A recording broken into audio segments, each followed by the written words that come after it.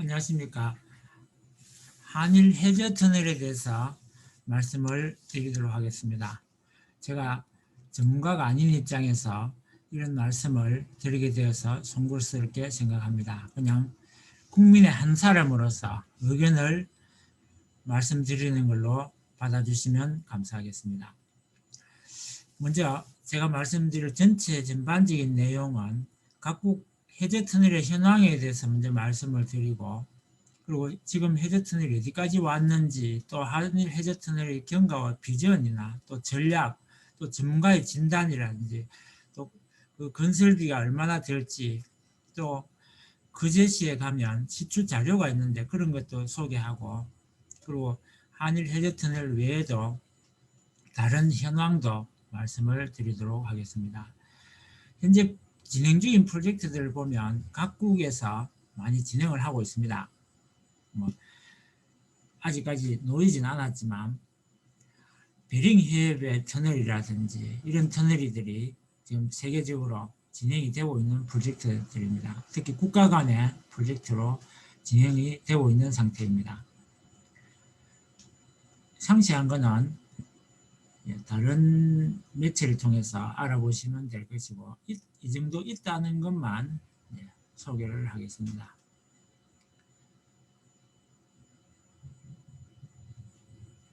타타르 해저 터널이라든지 이런 터널이 있습니다. 특히 베링 해협에는 거의 200조에 가까운 경비가 소요될 것으로 예상하고 있습니다. 그 평화고속도로 국제평화고속도로위원회에서 발표한 내용을 보면 여러 가지 해저 터널을 할 경우에 이제 어떤 조감도라든지 이런 계획들이 현재 발표되고 있습니다. 베링 해협을 연결하는 걸로 단순히 끝난 것이 아니고 바로 시베리아 철도가 연결되어야 되고, 또 이 알래스카를 통해서 미국까지 전체적으로 연결되는 프로젝트입니다. 상세한 것은 베링 해협에 관계되는 터널은 울랜과 웨일스를 잇는 그런 터널입니다. 이걸 다리로 놓을지 해저 터널로 닦을지 이런 것들에 대해서 많은 연구를 하고 있는 상태입니다. 해저 터널을 하기 위해서는 먼저 해저의 암청이 견고해야 됩니다. 아주 견고하지 않으면 이게 무너질 수가 있기 때문에 견고할 때만 해저 터널을 닫고, 그러지 않으면 해상 육로의 어떤 다리 형태로 할 수도 있습니다. 그래서 일부는 다리 형태로, 일부는 해저 터널 형태로 하기도 합니다. 실제로 바다 해저 구조가 이렇게 되어 있습니다. 그래서 이 바닷물이 있는 그 아래로 터널을 닦아서 연결하는 것입니다. 이런 안은 상세한 것은 넘어가도록 하겠습니다. 약 한 200조 정도 예상하고 있다는 정도만 말씀을 드리겠습니다. 해저 터널을 닦는 데만 그렇다는 것입니다.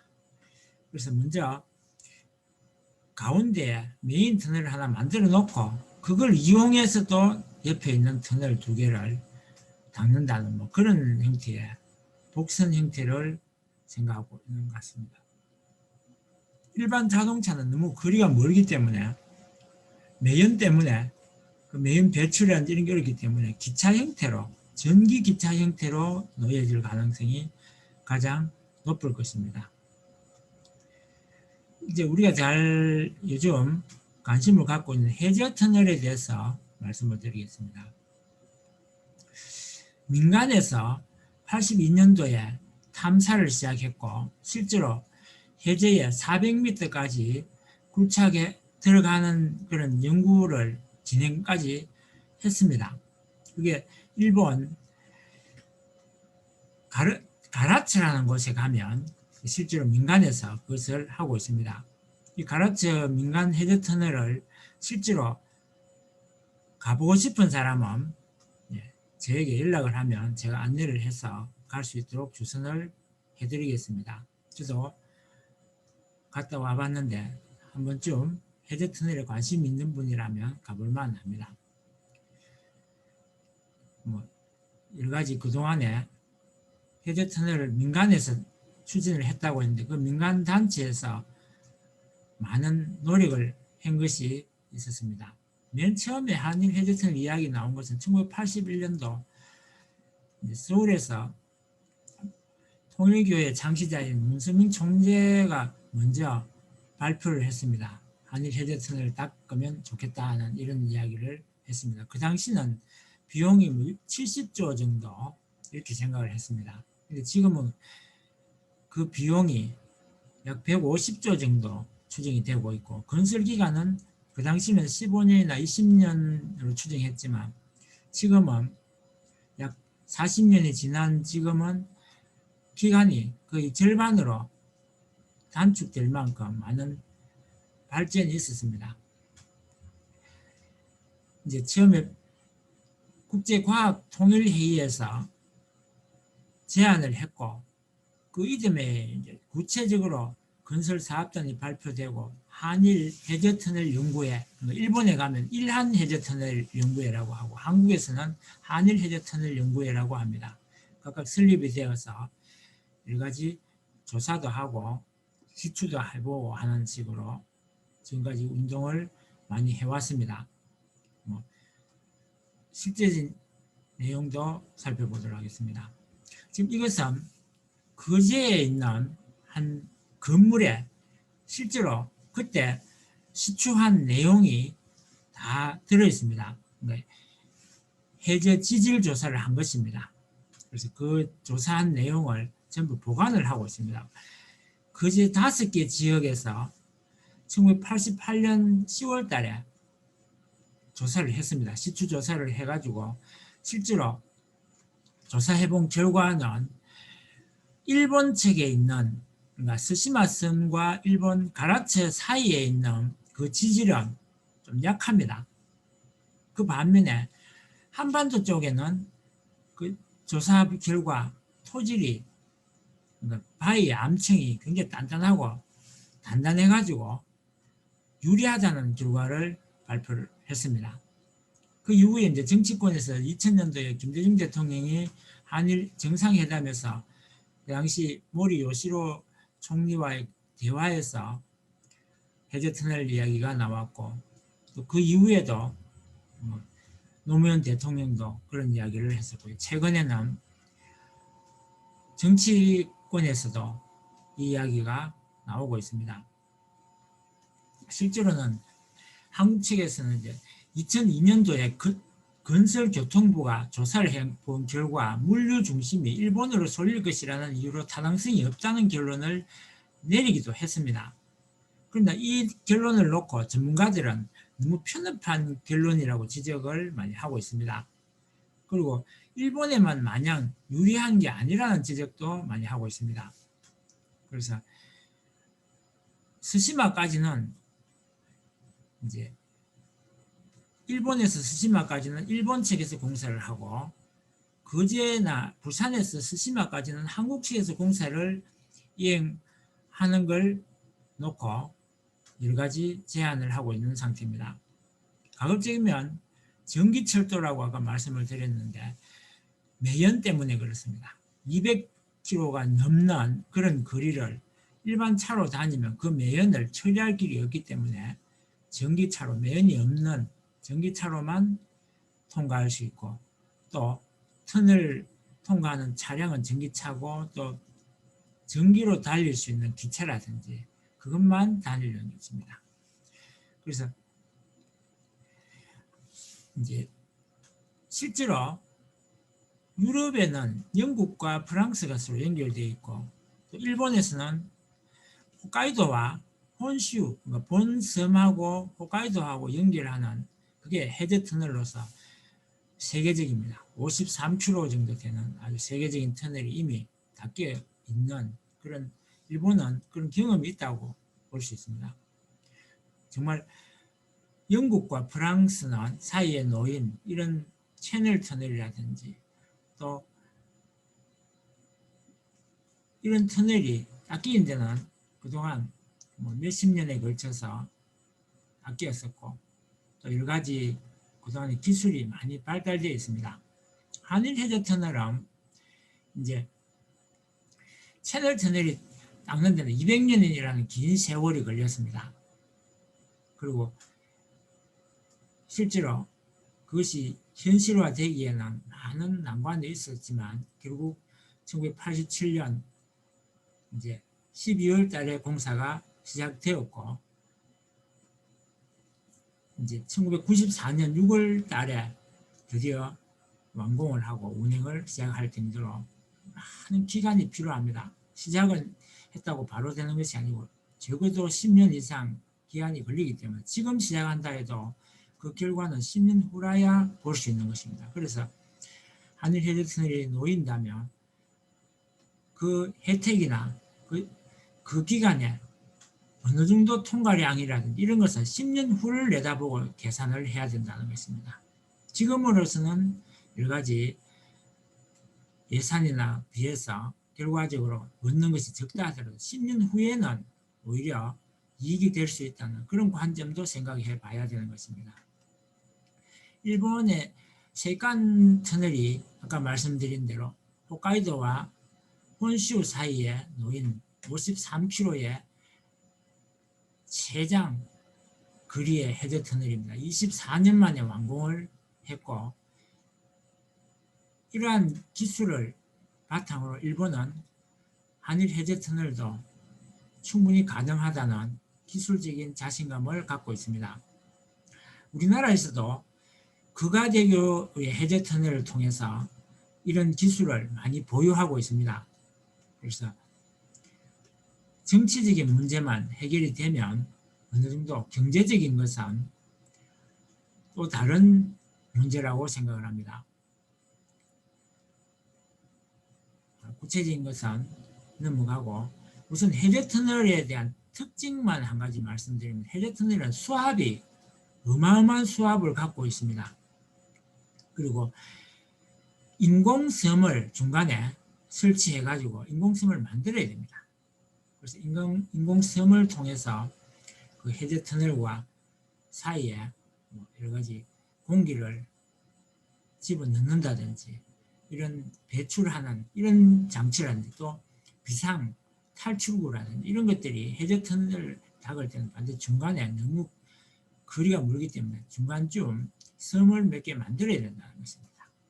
그런데 이제 해저터널을 닦을 때 수압이 워낙 세기 때문에 100m 이상 내려가면 고압입니다. 그래서 이 시멘트로 하게 되면 시멘트가 굳기도 전에 그냥 폭발해버리는 정말 공사가 어려운 그런 공사인데 이것을 이제 압력을 넣어가지고 고압력으로 뿜으면 그것이 뿜는 순간 바로 굳어버리는 그런 기술을 가지고 이제 일본에서는 시공을 했습니다. 그게 바로 세칸 해저 터널이었습니다. 이걸 이제 앞으로 더 발전을 시켜야 될 거고 만약에 이제 일본 가라치에서 수시마까지는 지금 부산과 가덕도 또 거제와 연결했던 그가대교에서 했던 침매 터널식으로 깔아앉혀서 하는 경우도 생각을 해볼 수 있지만 한일 간에 지금 대한해협을 건너오는 거기는 그런 것이 불가능합니다. 워낙 깊이가 있기 때문에 그래서 또 다른 많은 공법들이 나와야 되는데 기술상으로는 그렇게 불가능하지 않는다고 합니다. 한 가지 지금 최근에 중국에서 닦았던 최장의 섬을 연결하거나 최고 긴 다리는 55km가 최장입니다.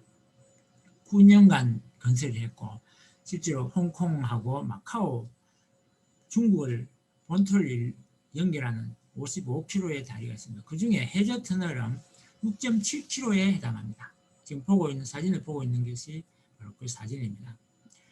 지도를 보면 이래 마카오하고 홍콩하고 연결하는 이런 55km라는 거리를 하고 있습니다. 그럼 한일 해저 터널의 길이는 200km가 넘습니다. 이거에 4~5배 정도 비용이 들 것이고 또 공사도 오래 걸릴 것이고 결코 쉽지 않은 만만치 않은 거리라는 것을 알 수 있습니다.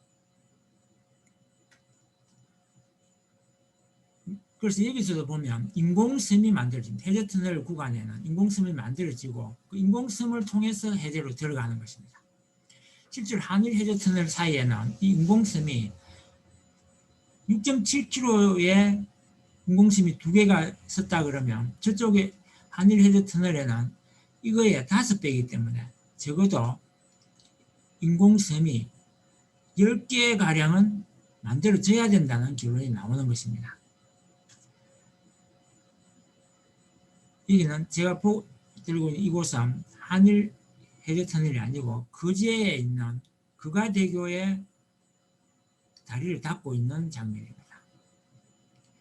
가장 난공사는 수심이 깊은 스시마 서쪽 부착지역인데 이곳은 깊이도 깊고 바닷물 속도가 굉장히 빠르다 그럽니다. 그래서 그 부분이 난공사고 가장 공사비의 80%가 거기에 다 들어갈 정도로 굉장히 어려운 부분이고 이 부분을 실제로 맡아야 할 내용은 한국일 경우가 가능성이 높습니다. 왜냐하면 일본은 스시마까지 하라치에서 스시마까지를 자기들이 맡고 스시마에서 거제도나 부산 거리는 한국에서 맞는 것을 생각하고 있기 때문에 그렇습니다. 인공섬을 만들고 그 인공섬까지는 일본이 만들어 닦아 나와야 되는 그런 것도 생각을 해봐야 될 것입니다. 노선은 현재 4가지로 발표되고 있습니다. 최근에 이제 부산 가덕도하고 연결하는 또 하나의 안이 나왔습니다. 어느 걸 하든지 가급적이면 짧은 것이 좋다고 생각할 수도 있지만 경남의 입장에서는 거제도를 이야기하고 부산의 입장에서는 시안을 많이 주장을 하고 있습니다. 거리는 그것이 멉니다. 지금 보여지는 이것은 한일 해저터널 일본 터널 연구회에서 발표한 내용입니다. 어떤 노선이든지 간에 이끼섬이라는 일본에는 그 섬이 하나 중간에 있어갖고 그 섬을 이용한다고 하는데 제가 볼 때는 스시마라는 섬이 중간에 있기 때문에 정말 터널을 담는데 많은 도움이 된다고 생각합니다. 이것이 만약 없다 그러면 그만큼 얼마나 힘들겠습니까? 스시마 섬을 최대한 이용하는 것이 중요하다고 생각을 합니다. 근데 기술적으로는 이미 충분히 가능하다는 평가를 하고 있습니다. 근데 이것이 이제 문제가 천문학적인 공사비입니다. 그리고 정치적인 아직까지 한일 간에 서로가 협상이 남아 있습니다. 이제 그 당시로는 1988년도라든지 그 정도는 70조 정도만 생각을 했습니다. 지금은 이거에 2배 정도를 생각을 해야 될 것입니다. 그럼 이런 한일 간의 해저터널이 어떤 효과가 있을까요? 일방적으로 일본만 유리하다고 생각할 수는 없는 것입니다. 그렇게 일본만 유리하지 않고 우리에게도 같은 어떤 파급 효과라든지 효과를 얻기 위해서는 또 다른 생각을 해야 됩니다.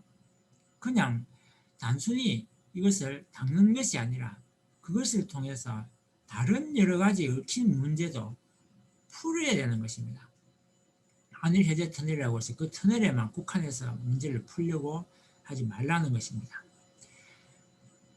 일본은 한국에서 먼저 여론이 일어나서 정치적으로 되어주기를 바라고 있습니다. 왜냐하면 오히려 거부감이라든지 반발로 인해서 더 멀어질 수 있고 더 힘들어지기 때문에 그렇습니다. 일본이 먼저 적극적으로 나오게 되면 오히려 한국에서 여론이 안 좋아질 것을 생각해서 여론이 좋아지기만 기다린다든지 또 뭔가 협상 카드가 만들어지기를 뭔가 한국이 정말 한일 해저 터널을 받아들일 수밖에 없는 뭔가 위기가 있기를 기다리는지도 모릅니다. 한일 해저 터널에 대한 국내 전문가를 제가 만난 적이 있는데 그 만난 그분의 이야기를 참고해 보면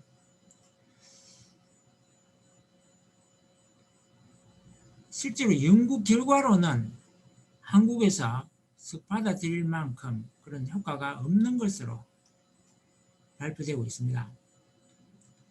그러나 그 연구가 너무 단편적이고 단순한 연구였다는 이야기를 들었습니다. 그런데 지금 해도 10년이 걸리기 때문에 빨리 착공을 해야 된다는 그런 조기 착공을 주장하는 반면에 너무 시기상조다고 생각을 하는 사람들도 있습니다. 어쨌든 제가 볼 때는 빨리 착공을 하기 위한 여러 가지 제도를 마련하고 정치적으로 모든 걸림돌을 다 제거한 후에 시작하게 그것을 고려해도 늦지 않다고 생각을 합니다.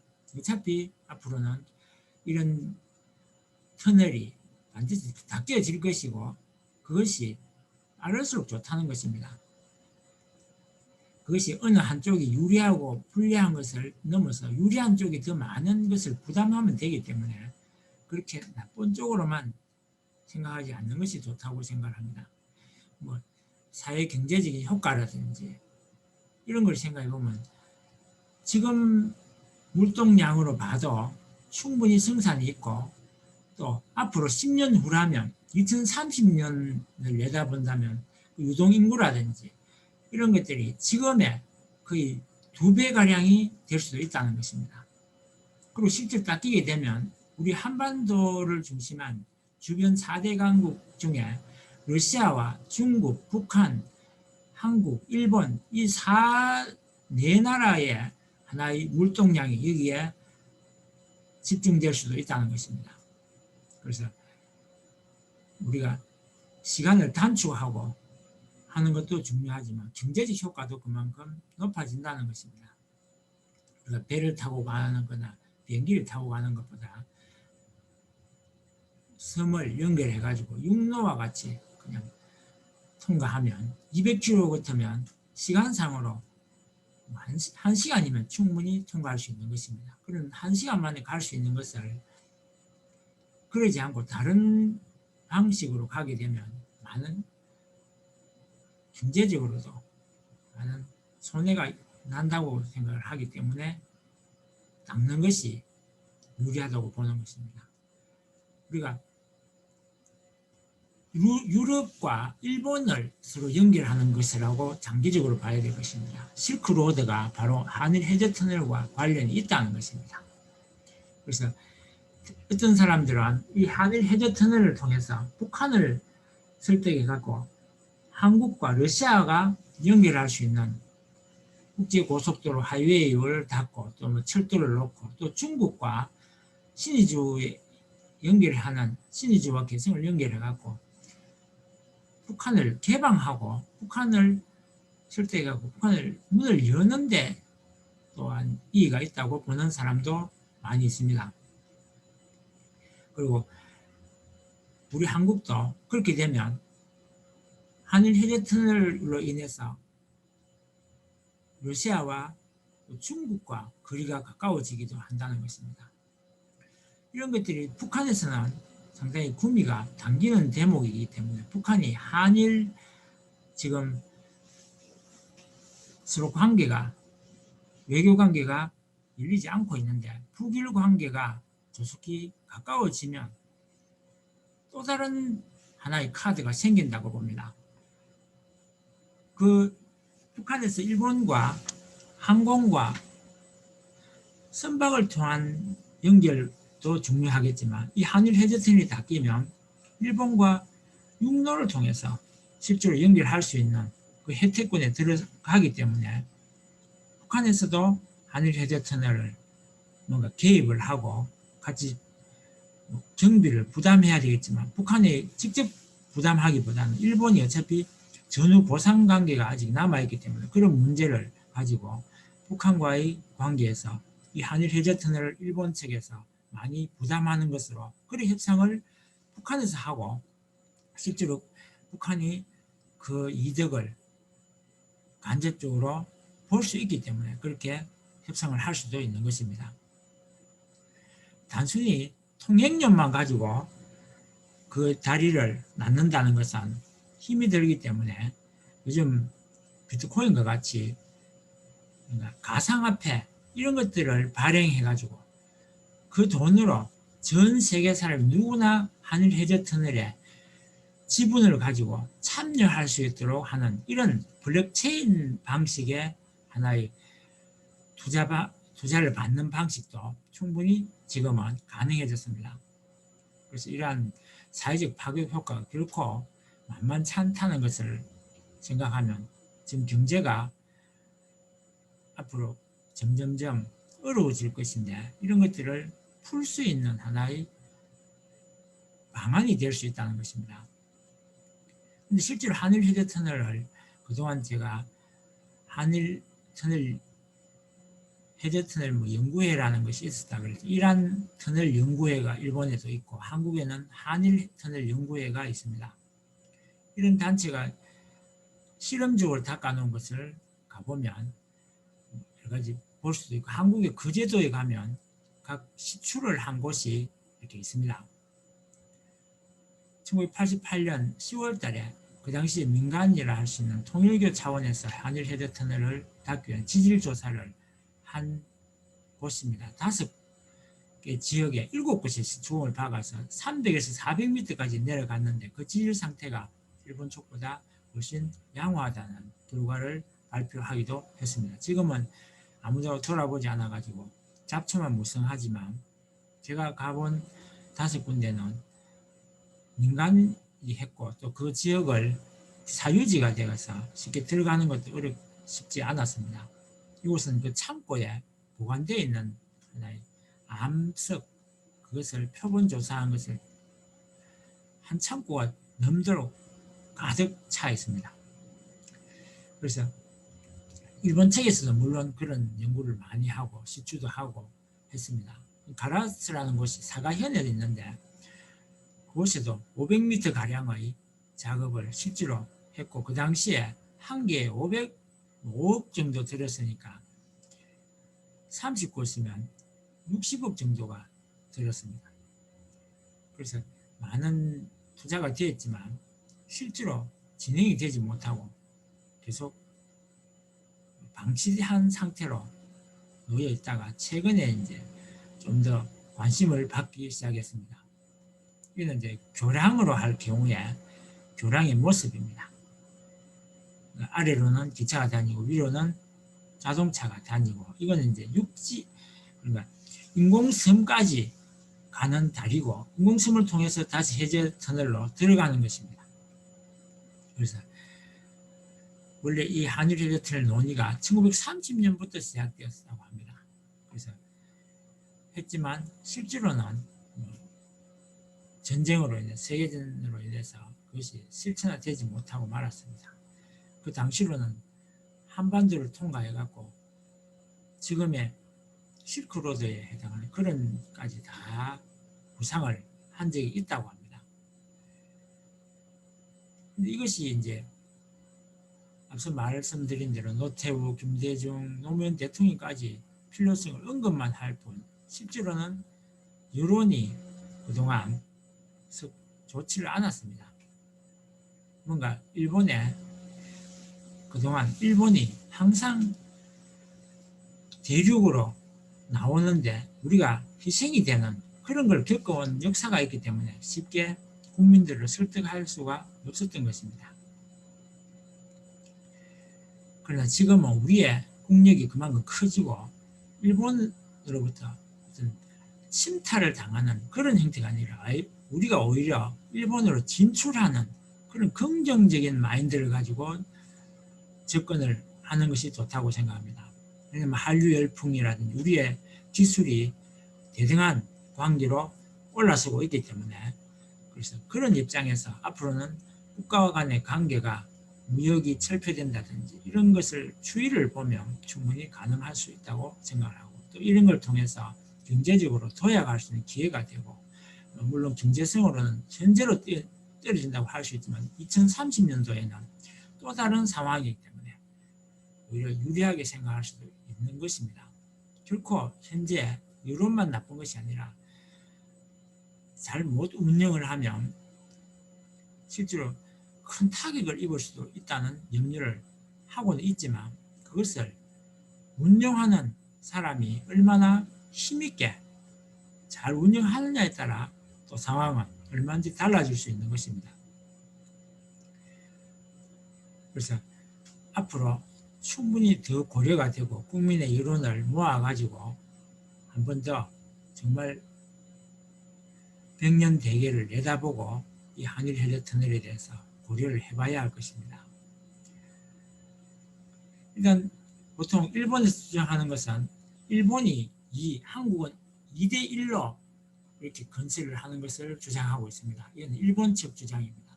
그러나 실제로는 그 공사비를 볼 때 2대1이 아니라 그 이상이어야 된다고 보는 것입니다. 실제로 허재환 교수가 발표한 내용을 보면 8대1 또는 9대1 수준으로 스시마 섬과 사가현에 있는 가라체와 그 사이는 공사 기간도 그렇게 많이 안 될 정도로 얕습니다.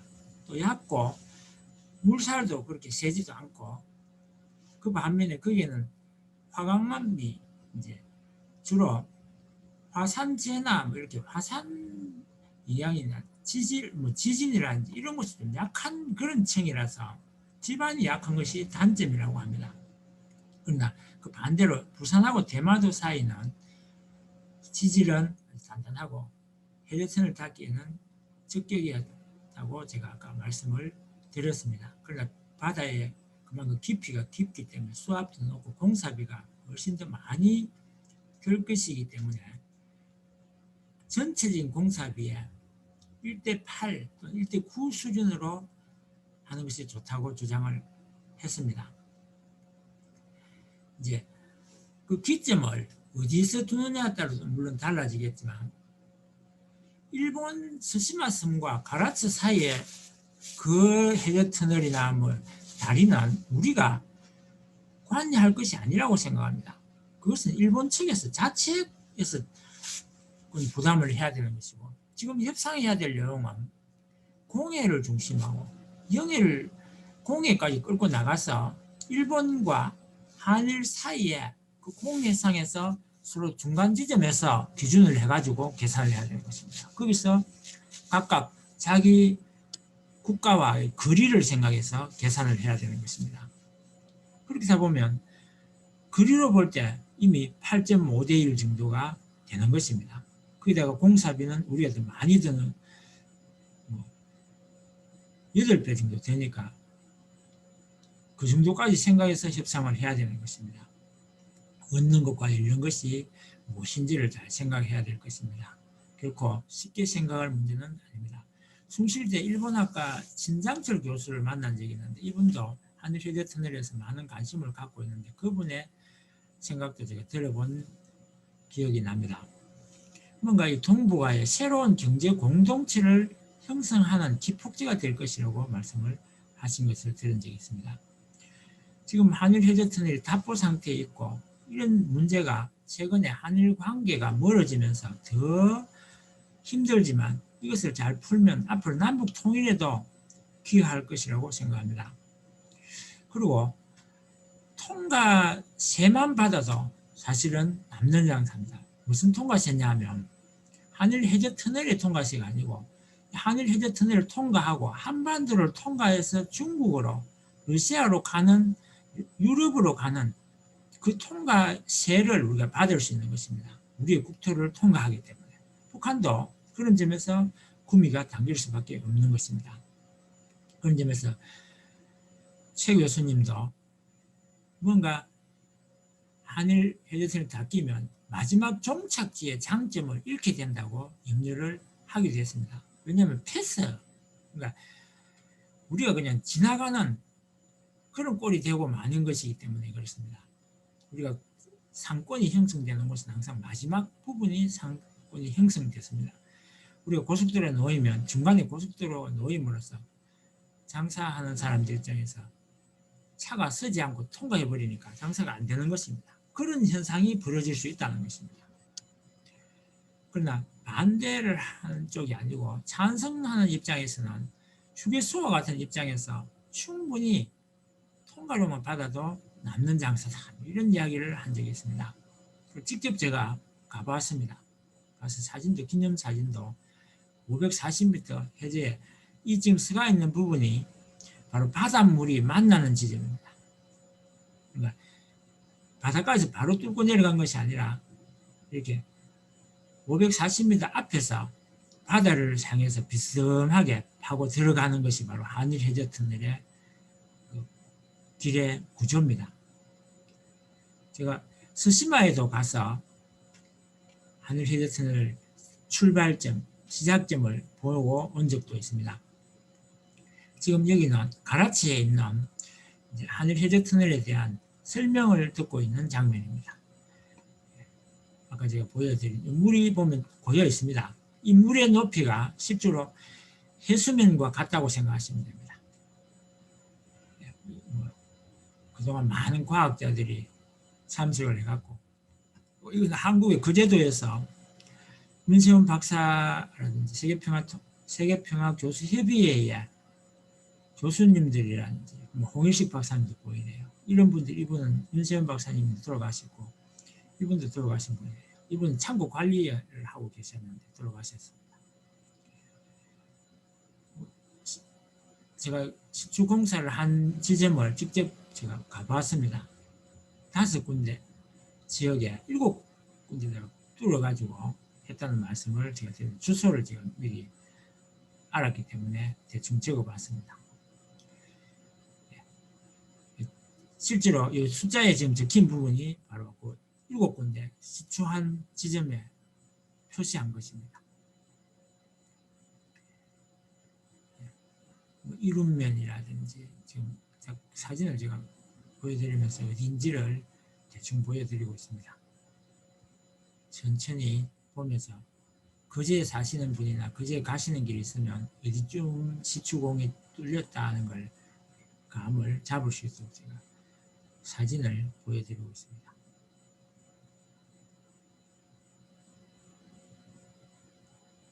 저하고 연락을 하고 가시면 이게 창고에 있는 부분입니다. 이게 지금 신현에 있습니다. 이 창고가. 창고 내부에도 사진을 보여드리고, 이렇게 이제 세 개가 앞으로 이런 초고속도로에 다 일단 연결되는 이런 세계가 올 것입니다. 우리가 북일 수교와 한일 해저 터널 관계도 아까 제가 말씀드린 대로 우리가 북한이 러시아와 한국과의 우리가 물류 이동을 빠르게 하기 위해서 철도라든지 또 가스 수송로라든지 이런 것을 우리가 양보를 받아야 될 입장이고, 북한을 통과하기 위해서는 또 중국과 관계를 우리가 가까이 하기 위해서도 역시 물동량 이런 걸 통과하기 위해서 북한을 통과해야 되는데, 북한이 이것을 이 한일 해저 터널과 함께 같이 협상을 해가지고 또 북일 수교와 한 자리에서 같이 모든 것을 해결해 나가야 된다고 생각합니다. 일본이 한국과의 관계, 또 북한과의 관계, 중국과의 관계, 러시아의 관계까지 다 계산해가지고 종합적으로 가장 이득을 크게 보는 일본이 그만큼 부담을 많이 해야 된다는 것을 설득할 수 있는 것입니다. 그래서 경제적으로 보면 충분히 이 5나라가 이 한일 해저 터널 정도는 닦을 수 있는 경제력을 가지고 있습니다만, 서로가 정치적으로 미묘한 관계가 있기 때문에 잘 안 되기 때문에 이런 것을 정상이 모여가지고 협상을 하고 하면 충분히 할 수 있는 문제라고 생각을 합니다. 그리고 민간 기업이 건설하고 통관세를 완공 후에 10년간 받는 방식도 괜찮을 것입니다. 그렇게 한다 그러면 손정희와 같은 그런 분이 투자가가 참여를 할 수도 있을 것입니다. 최근에 손정희 회장이 쿠팡이라든지 이런 데서 약 50조에 가까운 돈을 최근에 벌어들였다는 이야기도 합니다. 물론 22억을 잃었다는 이야기도 들었습니다만, 그런 큰 손이 참여를 한다 그러면 충분히 가능하고, 아까 제가 말씀드린 대로 블록체인 형태의 사이버머니, 그러니까 우리가 비트코인과 같이 그런 가상화폐를 발행을 하고 한일 헤드 터널을 전 세계 누구든 지분을 다 가질 수 있는 이런 형태로 자본을 모으면 충분히 가능하다고 생각하면서 제 발표를 이것으로 마치겠습니다. 끝까지 들어주셔서 감사합니다.